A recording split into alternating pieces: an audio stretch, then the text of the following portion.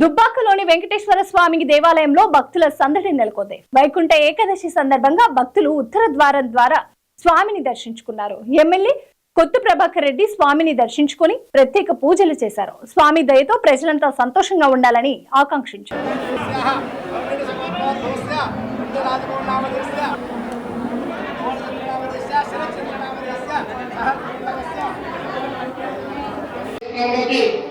ఉండాలని ఆ స్వామి సంకల్పంతో వీరందరూ కూడా ఆ మోక్ష మన జగద్గురు శ్రీ శ్రీ మాధవానంద సరస్వతి స్వామి వారు కూడా ఇక్కడ వచ్చేసి ఆ స్వామిని దర్శించుకొని ఆ స్వామి వారి ద్వారా వీరి ద్వారా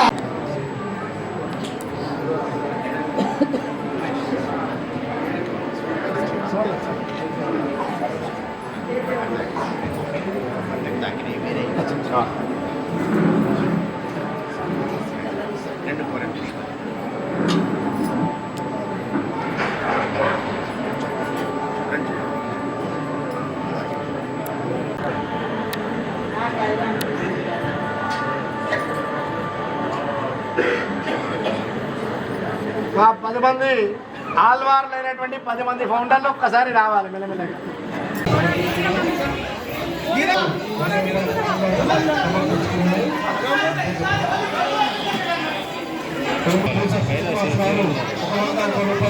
స్వామివారికి ఉదాహరణ సమర్పించుకున్నారు. వారిని వారి కుటుంబాన్ని కాపాడాలని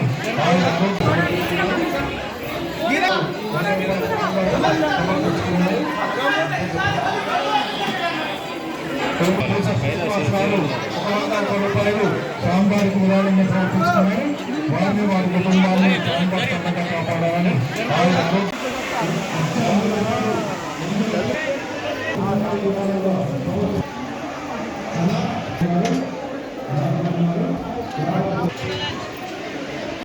నమో వెంకటేశాయ.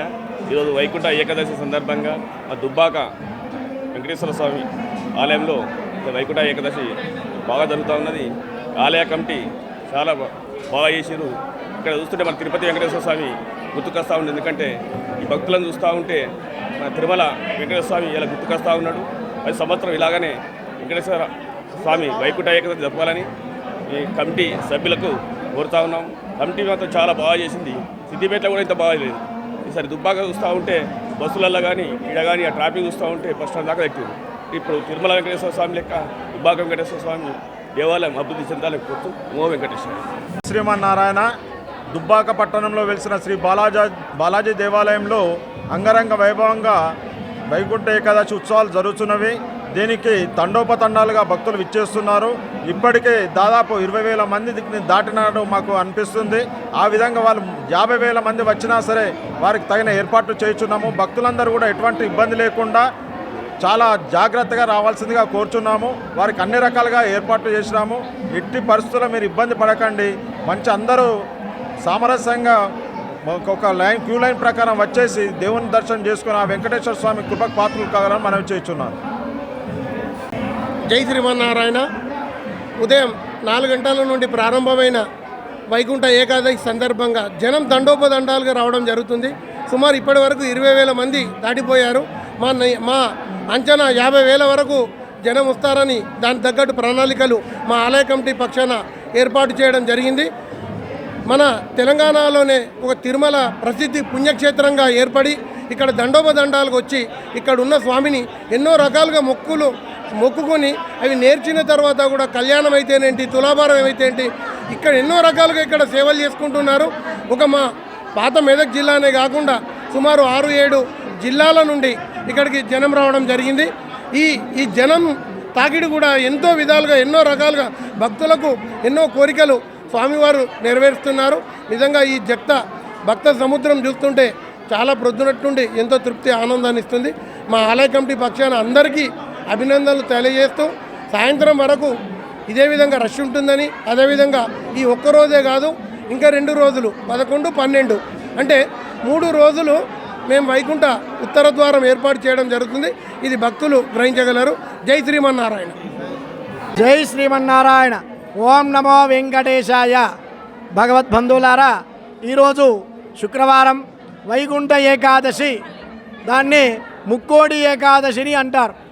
ఈరోజు నాడు ఉత్తరం ద్వారం గుండా ఎవరైతే వచ్చి స్వామిని దర్శించుకొని అర్చించుకుంటారో వారందరికీ కూడా మోక్ష ప్రాప్తిని కలగజేస్తారని ఆ శ్రీకృష్ణ పరమాత్మ శ్రీమన్నారాయణమూర్తి చెప్పడం జరిగింది.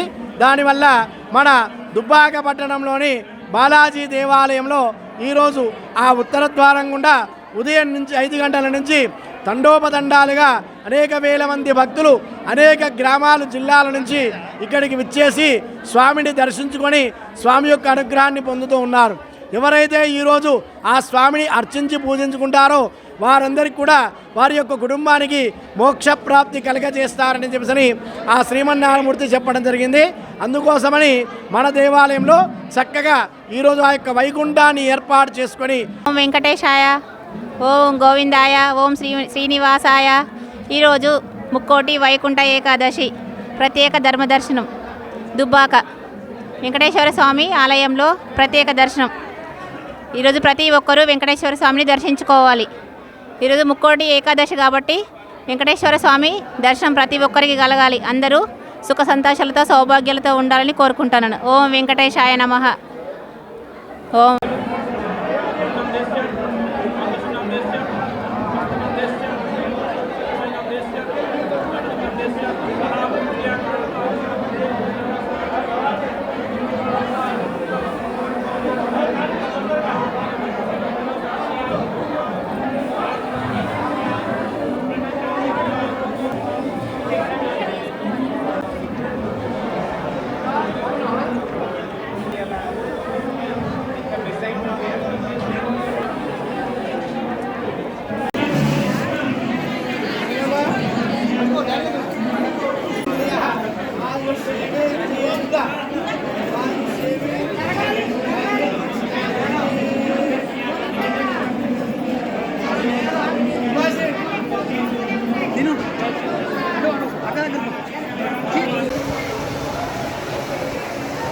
రూపాయలపై స్వామివారికి విరాళంగా సమర్పించుకున్నారు. సత్యం అక్షరాలు